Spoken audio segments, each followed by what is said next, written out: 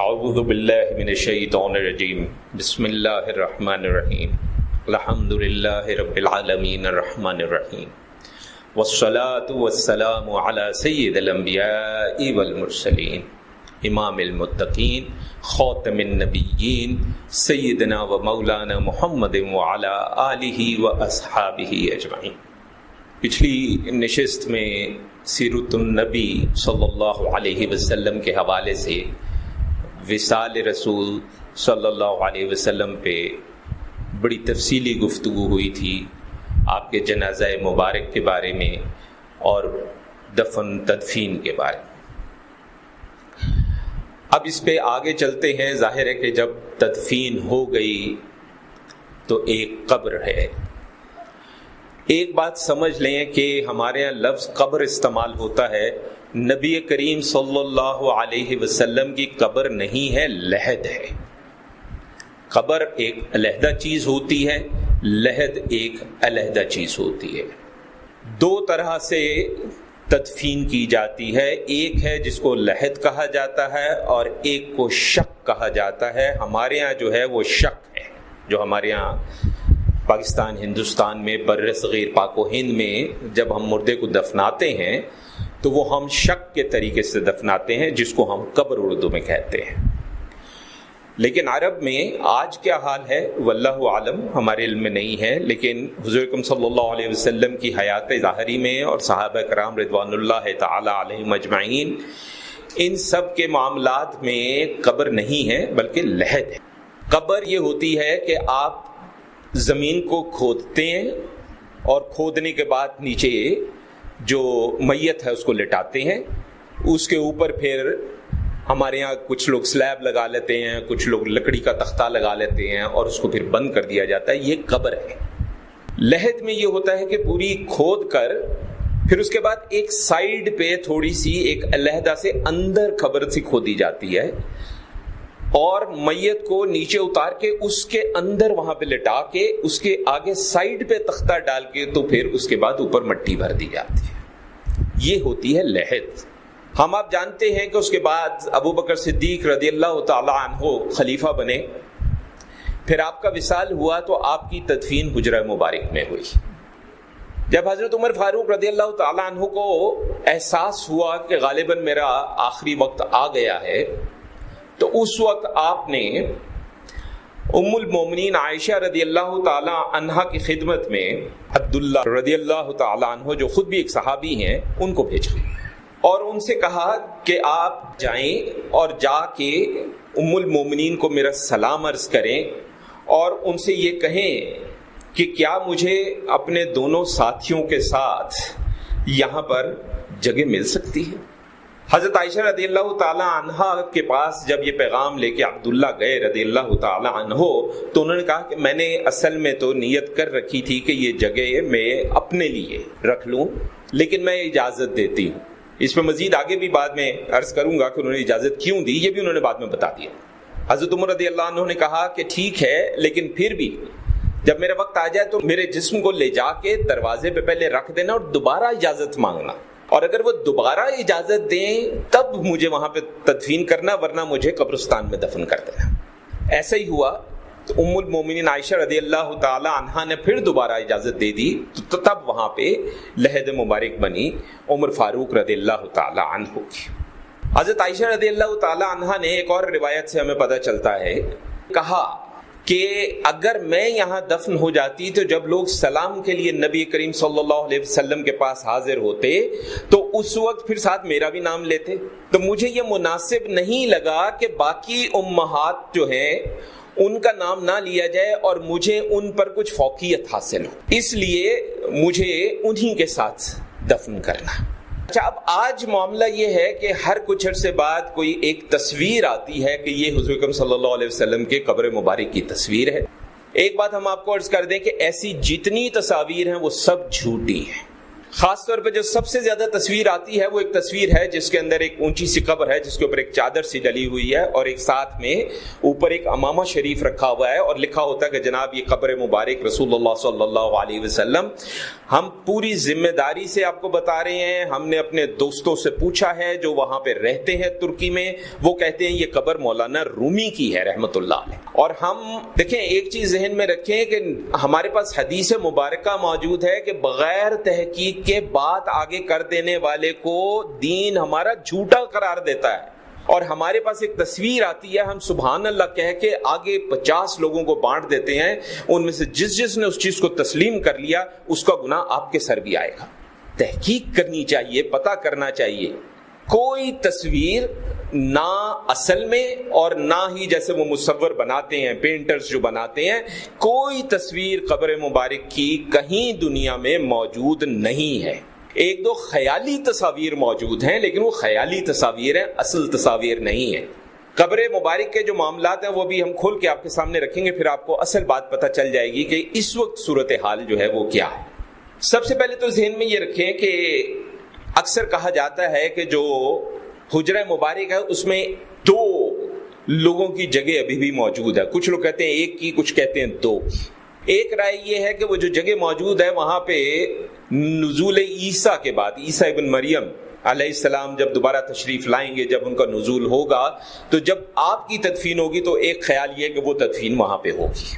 ممکن ہے یہ بات ہو. یہ ممکن کا لفظ ہم اس لیے استعمال کر رہے ہیں کہ اس پہ جو روایت موجود ہے وہ ضعیف ہے. ضعیف روایت کو بطور امکان ہم لے سکتے ہیں لیکن اس کو ہم بطور سند نہیں لے سکتے. تو ہم یہ کہہ سکتے ہیں کہ ممکن ہے ایسا ہو, یہ اللہ بہتر جانتا ہے. سب سے پہلے حضرت عمر رضی اللہ تعالی عنہ ہی کے دور میں توسیع ہوئی تھی مسجد نبوی کی, اور جو حجرات شریف تھے, حجرات مبارک تھے, ان کی چھت کو تھوڑا پکا کیا گیا تھا. اس سے پہلے چھتیں کچی تھیں کھجور کے پتوں کے ساتھ, بلکہ مسجد نبوی میں بھی پہلے کھجور کے پتوں کے ساتھ چھت ہوتی تھی. میری نظر سے حدیث گزری ہے, صحابہ فرماتے ہیں رضوان اللہ تعالی علیہم اجمعین, بارش ہوتی تھی تو کئی بار مسجد نبوی میں اتنا کیچڑ ہو جاتا تھا کہ سجدے میں ہمارے ماتھے جو ہیں کیچڑ میں دھنستے تھے. اس کے بعد بنو امیہ کے دور میں ولید بن عبد الملک اموی, لوگ تو کہتے ہیں خلیفہ, ہمارا ایمان ہے, حدیث شریف کے الفاظ ہیں, خلافت 30 سال رہے گی, اس کے بعد ملوکیت آ جائے گی. یہ نبی کریم صلی اللہ علیہ وسلم کے الفاظ ہیں اور ہمارا ایمان ہے اس پہ. اور ان 30 سالوں میں کون کون آتا ہے؟ ابو بکر صدیق رضی اللہ تعالی عنہ, عمر فاروق رضی اللہ تعالی عنہ, عثمان غنی رضی اللہ تعالی عنہ, علی المرتضی رضی اللہ تعالی عنہ, اور پھر 6 ماہ کے لیے امام حسن رضی اللہ تعالی عنہ. یہ پورے 30 سال ہو جاتے ہیں. اس کے بعد جتنی بھی خلافتیں ہیں وہ خلافتیں نہیں ہیں. باقی کہنے میں کوئی حرج نہیں ہے, کہتے رہے. ہاں, بنو امیہ میں عمر بن عبدالعزیز رحمت اللہ علیہ تشریف لائے تو انہوں نے حکومت بالکل اس طرح کی جیسے خلافت راشدہ میں ہوتی تھی. اس لیے گو کہ اس حدیث کے مطابق تو نہیں, لیکن عملی طور پہ اگر دیکھا جائے تو خلافت راشدہ کے بعد اگر کوئی خلافت راشدہ کہلانے کے لائق ہے تو وہ عمر بن عبدالعزیز رحمت اللہ علیہ کی ہے, اور کوئی نہیں ہے. باقی سب بادشاہ تھے, باقی سب سلاطین تھے, اس میں بڑے بڑے ظالم لوگ بھی گزرے ہیں. اس نے ولید بن عبد الملک نے کہا کہ مسجد کو تمام سمتوں کے اندر جو ہے وہ اس کی توسیع کی جائے. اب جب تمام سمتوں میں توسیع کی اس نے کہہ دی بات تو اس میں حجرات بھی آ گئے. اب اس پہ کچھ لوگوں نے اس وقت جو موجود تھے انہوں نے اعتراض بھی کیا کہ بھائی اگر آپ نے ایک توسیع کرنی ہے تو باقی 3 اطراف میں کر لیں, آپ حجرات کو کیوں آپ بیچ میں جو ہے وہ شامل کر کے ان کو ختم کیوں کرنا چاہتے ہیں؟ تو اس میں ہمارے جو مورخین ہیں اور ہمارے جو محققین ہیں ان کی رائے یہ ہے کہ حجرہ مبارک سے یہ جو بنو امیہ ہے ان کو خوف آتا تھا, کیونکہ امام حسین رضی اللہ تعالیٰ عنہ کے صاحبزادے حضرت علی زین العابدین رحمۃ اللہ علیہ وہ اکثر حجرہ مبارک کے دروازے پہ اندر بیٹھ کے تو وہ درس دیا کرتے تھے. ان کو لگتا تھا کہ لوگ جو ہیں وہ دوبارہ ہمارے خلاف کھڑے نہ ہو جائیں گے. سیاست تھا نا, سارا معاملہ سیاست کا تھا, ایمان کا تھوڑی تھا, دین کا تھوڑی تھا. بہرحال اس نے یہ کام کیا, حالانکہ حجرات جو تھے وہ اہل بیت کی ملکیت تھے. اس کے بعد عمر بن عبدالعزیز رحمت اللہ علیہ جو ہے اس وقت تک شہزادے تھے, اور حجرے کی دیوار جو ہے وہ اس وقت بنائی گئی تو وہ وہاں پہ انہوں نے یہ کیا کہ چاروں طرف نا ایک دیوار، جب ان کا وقت آیا تو انہوں نے ایک چاروں طرف دیوار بنوائی اور اسی کالے پتھر سے بنوائی جس کالے پتھر کا خانہ کعبہ بنتا. حجر اسود کی بات نہیں کر رہا، اور اس دیوار میں کوئی دروازہ نہیں تھا. یہ میں عرض کر دوں، یہ جو کہتے ہیں نا جی اندر حجرہ مبارک میں بڑی زیارت کرنے جاتے ہیں، کسی مائی کے لال میں ضرورت نہیں ہے زیارت کرے، اندر دروازہ ہی نہیں ہے کوئی جانے کے لیے. اور یہاں پہ قبر مبارک کی تصویریں بانٹی جا رہی ہیں، انٹرنیٹ پہ بھیجی جا رہی ہیں، واٹس ایپ پہ بھیجی جا رہی ہیں. انا للہ و انا الیہ راجعون. آپ نے اچھا جب چاروں طرف وہ چکورا ایک بنا دیا تو اچانک کسی نے یا ان کو کہا یا ان کو خیال آیا کہ چکور بھی ہے، پتھر بھی خانہ کعبہ والا ہے، کہیں یہ نہ ہو کہ کچھ مسلمانوں میں جو دور دراز سے لوگ آتے ہیں اور کمزور ایمان والے ہیں وہ اس کو خانہ کعبہ کا نعم البدل سمجھ لیں. تو پھر اس کے باہر ایک اور آپ نے دیوار بنوائی. وہ جو دیوار بنوائی وہ کوئی تقریباً 5-6 کونے ہیں اس کی. اللہ کے فضل و کرم سے اس کی میرے پاس وہ دیواروں کی جو ہے اس کی موجود ہیں، خاکے موجود ہیں. وہ آج لے کر نہیں حاضر ہو سکا، پھر کسی وقت انشاءاللہ اگلے نشست میں لے آؤں گا تاکہ دوستوں کو آسانی ہو جائے. اب یہ جو تھی یہ 5 سے 6 کونوں والی دیوار تھی اور اس میں دروازہ تھا، یعنی اندر والی دیوار میں دروازہ نہیں ہے، اس میں دروازہ ہے. پھر 654 ہجری 654 اس میں وہاں پہ ایک آگ لگ گئی. اب یہ بھی بہت کم لوگوں کو پتا ہے، مسجد نبوی میں 2 دفعہ آگ لگ چکی ہے، اور وہ یہ آگ ایسی لگی کہ ساری کی ساری مسجد نبوی جل گئی. اللہ اکبر. اور اسی میں جو اصل مصحف عثمان تھا رضی اللہ تعالیٰ عنہ، ایک رائے یہ ہے کہ وہ بھی اسی میں جل گیا تھا، واللہ اعلم. کیونکہ آج کچھ جگہوں پہ دعویٰ کیا جاتا ہے کہ یہ مصحف جو ہے مصحف عثمان ہے، اور ایک جگہ پہ تو وہ دعویٰ بھی کیا جاتا ہے کہ یہ وہ صفحہ ہے جہاں پہ شہادت کے وقت آپ کا خون گرا تھا، وہاں پہ وہ خون کے دھبے بھی ہیں. اس لیے اس بارے میں ہم کوئی بات حتمی طور پہ نہیں کہہ سکتے کہ یہ بات کہاں تک درست ہے، لیکن ایک رائے یہی ہے کہ وہ جل کر اچھا. لیکن لحد مبارک تو اللہ کے نبی کی تھی، ساتھ میں ان کے 2 جانشین دوست ساتھی. اب مجھے بتائیں ان کا نقصان نہیں ہو سکتا تھا، وہ سلامت رہی الحمدللہ. عباسی خلیفہ جو تھا، جس کو بادشاہ میں سمجھتا ہوں، تاتاریوں سے وہ بڑا پریشان تھا. آپ کو پتہ چنگیز خان اور تاتاری اور یہ سارے لوگ. تو عمر بن عبدالعزیز رحمۃ اللہ علیہ سے لے کر اس کے بعد ایک موقع کے علاوہ آج تک کوئی حجرے میں داخل نہیں ہوا. یہ جو ہمارے جاتے ہیں، کوئی پریزیڈنٹ صاحب جا رہے ہیں اور جالی کے اندر ان کو لے کے جا رہے ہیں، زیارت کروا رہے ہیں، وہ قبر مبارک تک کوئی نہیں جاتا، وہ صرف جالی کے اندر جاتے. جالی کے اندر وہ والی دیوار ہے جو 5-6 کونوں والی ہے، اس کے اندر پھر ایک اور دیوار ہے جس میں دروازہ نہیں ہے، اس دیوار کے اندر قبر مبارک ہے، لحد مبارک. طے یہ پایا پھر کہ اب جب مسجد جل گئی ہے تو اللہ نے حجرہ مبارک تو بچایا ہے، لیکن ظاہر ہے کہ جب جلی تھی تو لکڑی کا ملبہ اور کچھ چیزیں ظاہر اندر بھی گری. طے یہ پایا کہ اس کو ایسے ہی چھوڑ دیا جائے، بس اس کے ارد گرد مسجد بنا لی جائے، اس کو نہ چھیڑا جائے. اس لیے اس کو نہیں چھیڑا گیا، اور اس میں ادب کا پہلو بھی تھا ظاہر ہے. اس کے بعد ہوا یہ کہ جب کام ہو رہا تھا تو اسی دوران میں بغداد تباہ ہوا. بغداد جب تباہ ہوا تو کام رک گیا. پھر تاتاریوں کے مقابلے پہ اب ہمارا یہ بھی مسئلہ ہے کہ ہمارا آج کا جوان جو ہے اس کو سپر مین اور وہ کیا بیٹ مین اور پتہ نہیں کیا یہ سارے نام تو آتے ہیں، لیکن جو ہمارے اصل ہیرو ہیں ان کے نام نہیں آتے. بیبرس، کچھ لوگ بیبرس کہتے ہیں اس کو، اللہ تعالیٰ اس کے درجات بلند کرے. وہ واحد شخص تھا عالم اسلام میں جس سے تاتاریوں کی، چنگیز خان کی نسلوں کی، ہلاکو خان کے لشکروں کی کسی میں کوئی بھی اس سے ایک بار بھی جنگ نہیں جیت سکا. ایسا شیر تھا. تو پھر بیبرس نے جو ہے، یا بیبرس نے اس کو تعمیر کو پھر اس نے کہا کہ دوبارہ سے کام شروع کیا جائے، اور اس نے تعمیر کروائی. اس کے بعد اس نے ایک بڑی سی چوکور دیوار بنوائی. یہ وہ دیوار ہے جس میں جالیاں ہیں آج ماشاءاللہ. اور اوپر ایک گنبد لکڑی کا بنوایا پہلی بار. اس سے پہلے گنبد نہیں تھا. ہمیں اتفاق ہوا ایک واقعہ کربلا کا قصہ پڑھنے کا، جی چاہے کہ اپنا سر پیٹیں یا لکھنے والے کا سر پیٹیں. کہنے لگا کہ جب قافلہ مدینہ منورہ واپس پہنچا، جس میں اہل بیت کی ہماری خواتین علیہم الرحمہ تھیں اور علی زین العابدین رحمۃ اللہ علیہ تھے، تو کہنے لگے جی جب گنبد پہ نظر پڑی تو چیخو پکار پڑی گئی. بھائی گنبد اس وقت تھا ہی نہیں، کون سے گنبد پہ نظر پڑی؟ کتنا جھوٹ بولیں گے ہم اپنی تاریخ کے اندر اسلام کے نام پہ. گنبد سب سے پہلے بیبرس نے بنایا، لکڑی کا تھا. اس لیے وہ موجودہ ہرے رنگ کا بھی نہیں تھا. پھر 200 سال کے بعد ایک اور آگ لگی وہاں پر. اس کا سن ہے جناب 886 ہجری، 886 886 بنتا نا جی. ہوا کیا تھا کہ بہت زیادہ طوفان آیا، آسمانی بجلی اس طرح سے گری کہ لکڑی کا سارا جو سٹرکچر تھا اس میں آگ لگی تو مسجد نبوی جل گئی. مملوک سلطان تھا، اس کا نام بتایا جاتا ہے قیتبائی.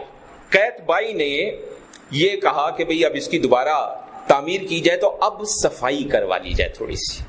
تقریباً پچھلے 200 یا 250 سال سے اندر ملبہ گرا ہوا تھا، صفائی نہیں ہوئی تھی، صرف ارد گرد مسجد بنا دی گئی تھی. اب سوال یہی پیدا ہوا کہ ادب کا مقام ہے، اندر کون جائے گا؟ اندر سے صفائی کرنے کے لیے اس کو اندر کی دیوار سے بھی اندر اتارنا ہے. اس وقت کے بہت بڑے محقق، بہت بڑے مجدد، بہت بڑے عالم دین، بہت بڑے محدث چنے گئے جن کو المسعودی کہا جاتا ہے رحمت اللہ علیہ.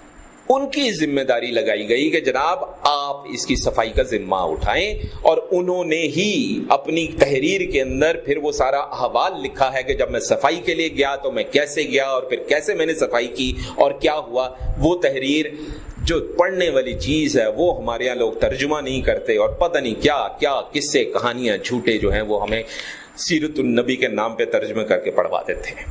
انہوں نے بڑی تفصیل سے لکھا کہ وہ ایک بات جو انہوں نے کہی وہ یہ کہی کہ ایسی خوشبو تھی کہ وہ کہتے ہیں کہ انہوں نے اپنی زندگی میں کبھی وہ خوشبو نہیں سنی. اس کے علاوہ وہ یہ بھی کہتے ہیں کہ اندر ساری قبروں کے پہلے ابھار تھے، ان کے دور تک آتے آتے وہ سب کچھ سیدھا ہو گیا ہوا تھا. اصل میں تو ابھار تھے چھوٹے چھوٹے لیکن سیدھا ہو گیا ہوا تھا، کیونکہ ظاہر ہے ملبہ بھی گرا، مٹی 200-250 سال سے کچھ تو گرد ظاہر ہے آ رہی تھی تو وہ تقریباً جو ہے وہ سیدھا.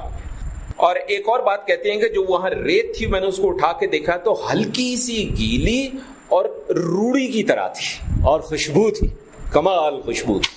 اچھا اب اس میں یہ ہوا کہ ویبرس نے جب تعمیر کی تو اس کو دھات میں بدلا گیا، اور اس کے اندر پھر عمر بن عبدالعزیز کی جو 5-6 کونوں والی دیوار تھی اس کے آگے ایک دیوار بنائی گئی، لکڑی کا گنبد بدلا گیا. سب سے پہلی دفعہ یہاں پہ اس کے زمانے میں دھاتی جو اوپر تھا وہ اس دفعہ کیا گیا، اور اس میں کئی رنگ رہے ہیں.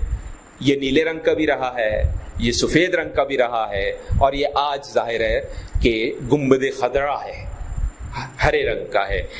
ان میں سے ہر توسیع جو ہے اس کے اندر استعمال یا علماء کا ہوتا رہا ہے اور یا حفاظ کا ہوتا رہا ہے.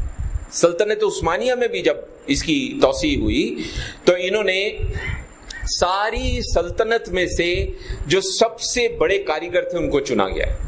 ان کے بچوں کو کہا گیا کہ اپنے بچوں کو آپ اپنا فن منتقل کریں گے، ان کو حافظ بنایا گیا. ان کی ذمہ داری یہ لگائی کہ آپ توسیع کریں گے، اور توسیع کے کام کے دوران مسلسل درود شریف، صلاۃ و سلام، قرآن مجید، یہی معاملہ پڑھتے رہیں گے آپ. یعنی کو عام لوگوں نے یہ توسیع نہیں کی ہوئی، یہ بہت بڑے بڑے نیک پرہیزگار قسم کے لوگ تھے، انہوں نے جو ہے وہ توسیع کی ہے وقتاً فوقت. تو یہ جو ہمارے حکمران جاتے ہیں اور جب جاتے ہیں تو ہمارے ان کے جو ان کے جو معتقد ہیں اور ان کے جو فالوورز ہیں، ان کے ماننے والے بڑی خوشیاں مناتے ہیں کہ وہ جی روزہ مبارک کے اندر چلے گئے. وہ روزہ مبارک کے اندر نہیں جاتے، وہ جالی کے اندر جاتے ہیں. اس کے بعد ایک دیوار ہے، اس میں دروازہ ہے، اس کے بعد دیوار ہے، اس میں دروازہ نہیں ہے. سلطان عبدالحمید کے زمانے میں ادب کا آپ اندازہ یہ لگائیے، ریلوے پہ کام ہو رہا تھا تو ریلوے جب مدینہ منورہ اسٹیشن بنا تو اس کو کہا گیا کہ آپ آئیں افتتاح کریں. جب وہ گیا تو دیکھا کہ وہ اس کو کوئلوں والے انجن ہوتے تھے، اس میں سے شور کی آواز آ رہی تھی. وہ گھبرا گیا، اس نے مٹی اٹھا کے پھینکنی شروع کر دی تاکہ وہ آگ بجھ جائے اور آواز بند ہو جائے. اور اس نے کہا حالانکہ وہ مسجد نبوی سے اور مدینہ منورہ سے کئی میل دور تھا انجن، لیکن اس نے کہا کہ نہیں، اس جگہ پہ شور اس کے لیے یہ قابل قبول نہیں تھا. اگر آپ کو کبھی اتفاق ہو عمرے پہ یا حج پہ جانے کا تو جہاں آپ اور جگہ زیارتوں پہ جاتے ہیں وہ اسٹیشن آج بھی موجود ہے، وہ ریل آج بھی وہاں کھڑا ہے. انجن جو عبدالحمید نے بند کروا دیا تھا کہ نہیں، میرے ہوتے یہاں پہ یہ انجن، یہ شور مسجد نبوی کے باہر، آپ اندازہ کریں ادب کا یہ عالم تھا، اور حفاظ سے توسیع کرائی جا رہی ہے، درود السلام مسلسل پڑھا جا رہا ہے۔ ہمارے جو اسلاف ہیں وہ تو 2 میل دور شور برداشت نہیں کرتے تھے۔ تو قبر مبارک کی کوئی تصویر نہ خاکے میں، نہ اصل میں، نہ وہ جو مصوری میں کوئی موجود نہیں ہے، اور جو موجود ہیں وہ خیالی ہیں، اور خیالی میں وہ جو ان کی وہ بنائی گئی ہیں اتنی اونچی اور یہ اور وہ، ایسا کچھ نہیں ہے۔ کوئی ایک مستند روایت نہیں ملتی کہ حضرت عمر بن عبدالعزیز سے لے کے آج تک سوائے وہ ایک عالم دین کے کوئی کبھی وہاں پر اندر داخل ہو سکا ہو، تو تصویر کہاں سے آئے گی؟ اور ان کی بھی گواہی موجود ہے کہ سب کچھ سیدھا ہو چکا تھا۔ تو اللہ تعالیٰ ہمیں ان جھوٹے قصوں سے محفوظ رکھے کہ جو سیرت النبی کے نام پہ اور ان سے متعلق چیزوں کے نام پہ اور صحابہ سے متعلق چیزوں کے نام پہ جو جھوٹ اور قصے اور تصویریں اور نہ جانے کیا کیا ہمیں پیش کیا جاتا ہے، اللہ تعالیٰ ہمیں اسے محفوظ رکھے۔ اور خالی وہی نہیں، سیرت النبی میں جتنے جھوٹے قصے ہمارے ڈال دیے گئے ہیں، اللہ تعالیٰ ہمیں ان سے محفوظ رکھے۔ میں صرف احتیاط کے طور پہ 3-4 قصے بیان کر دیتا ہوں جو کنفرم جھوٹے ہیں۔ ہم بچپن سے پڑھتے آئے ہیں کہ ایک بڑھیا حضور اکرم صلی اللہ علیہ وسلم پہ کچرا پھینکتی تھی، اور ایک دفعہ اس نے کچرا نہیں پھینکا۔ یہ قصہ جھوٹا ہے، کسی مستند سیرت کی کتاب میں نہیں ہے۔ ایک دفعہ میں نے علامہ صاحب سے تذکرہ کیا، علامہ صاحب نے مجھے کہا جی اس کا ہے حوالہ۔ جب انہوں نے کہا حوالہ تو ایک دفعہ میں بھی گھبرا گیا۔ میں نے کہا جی کیا ہے حوالہ؟ کہنے لگے 3ری جماعت کی اسلامیات کی کتاب، یہ حوالہ ہے اس کا۔ ہم کہتے ہیں جی حضرت عمر نے اپنے بیٹے کو 100 کروڑوں کی سزا دی تھی، جھوٹ ہے۔ ہم کہتے ہیں کہ جی حضرت بلال کے لیے سورج نہیں نکلا تھا، جھوٹ ہے۔ 3 ہی کافی ہیں، سنانے پہ آیا تو بہت لمبی فہرست بن جائے گی۔ پتہ نہیں کہاں کہاں سے قصے گھڑے ہوئے سیرت النبی کی ہماری کتابوں میں لکھے گئے ہیں، اور مجھے افسوس اور بڑی درد مندانہ درخواست ہے وہ علماء حضرات جو یہ قصے سناتے ہیں کہ جناب تھوڑی سی تحقیق کر لیا کریں، پتہ کر لیا کریں اس واقعے کی کوئی سند ہے یا نہیں ہے، اس کا کوئی حوالہ موجود ہے یا نہیں ہے۔ اب مثلا وہ جو حضرت عمر والا قصہ وہ آپ کو بتائیں گے کہ جی فلاں کتاب میں فلاں نے لکھا ہے، لیکن جو محققین ہیں وہ کیا کہہ رہے ہیں وہ نہیں کوئی سنتا۔ جلال الدین سیوطی کہتے ہیں ساری سندیں جھوٹی ہیں، ذہبی کہتے ہیں ساری سندیں جھوٹی ہیں، جو محققین ہیں وہ کہہ رہے ہیں سندیں جھوٹی ہیں، آپ کہتے نہیں فلاں نے لکھا ہے۔ دین اسلام فلاں میں لکھا پہ چلنے والی چیز نہیں ہے۔ دین اسلام قرآن، حدیث، صحابہ، اس کے بعد تابعین، اس کے بعد تبع تابعین اور ائمہ پہ آپ آتے ہیں۔ آپ قرآن حدیث کو ایک طرف کر کے سیدھا ہی آپ 700 سال بعد کسی نے کچھ لکھ دیا اس پہ آ جائیں، جناب اللہ سے ڈریں کچھ۔ اور حضرت صلی اللہ علیہ وسلم کا فرمان یاد رکھیں کہ مجھ سے جو چیز جوڑے گا جھوٹ وہ جہنم میں اپنا ٹھکانہ بنا لے۔ صحیح حدیث ہے۔ اللہ تعالیٰ ہمیں فہم عطا فرمائے، توفیق عطا فرمائے، سمجھنے کی توفیق عطا فرمائے، سچ بات سننے کی اور کہنے کی توفیق عطا فرمائے۔ وصلی اللہ علی خیر خلقہ سیدنا و مولانا محمد وعلی آلہ و اصحابہ اجمعین برحمتک یا ارحم الراحمین۔